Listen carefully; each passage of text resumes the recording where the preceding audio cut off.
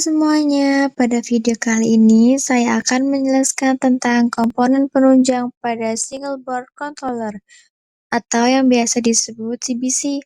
Yuk simak penjelasannya biar kita bisa lebih paham bagaimana sebuah CBC bisa bekerja.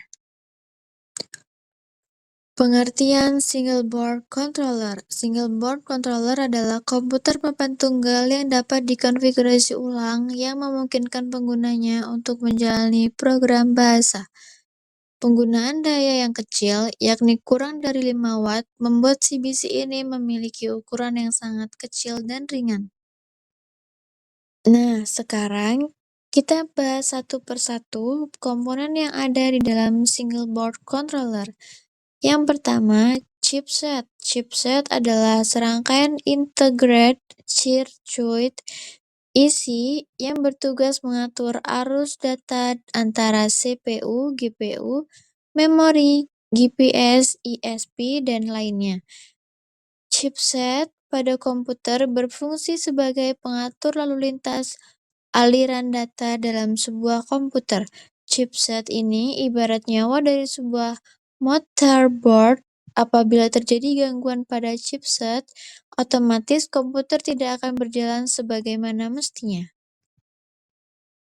Yang kedua, cache memory. Cache memory adalah jenis memori komputer berukuran kecil yang menyediakan akses data instan berkecepatan tinggi ke prosesor. Cache memory berfungsi untuk mempercepat akses data dengan menyimpan sementara instruksi dan data yang sering digunakan oleh CPU di memori yang lebih cepat daripada RAM dan hard drive.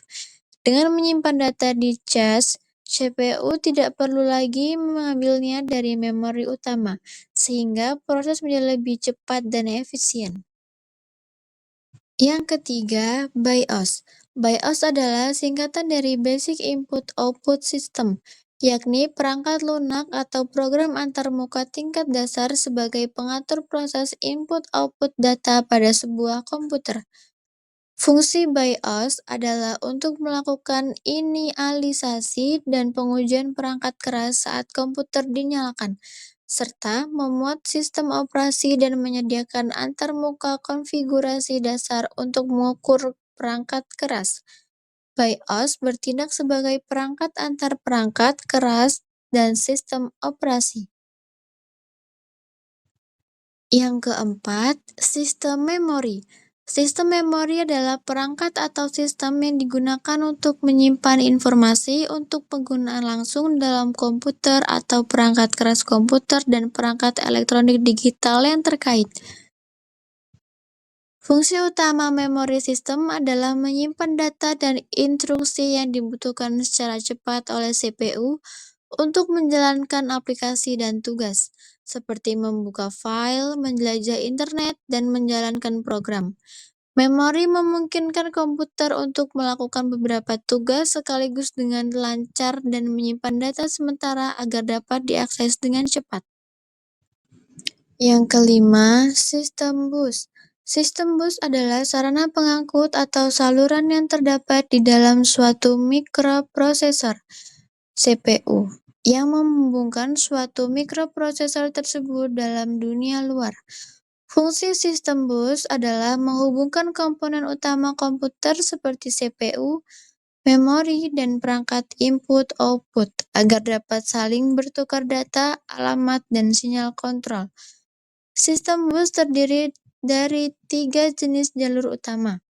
Bus data untuk memindahkan data, bus alamat untuk menentukan lokasi sumber dan tujuan data, dan bus kontrol untuk mengelola dan mengontrol operasi. Yang keenam, input atau output data ports. Input atau output data ports adalah bagian yang memungkinkan transfer data masuk input dan data keluar output dari dan ke perangkat tersebut. Fungsi input atau output data adalah untuk menghubungkan komputer dengan dunia luar dengan memungkinkan data masuk, input, dan data keluar, output. Fungsi utamanya adalah memfasilitasi interaksi pengguna dengan komputer.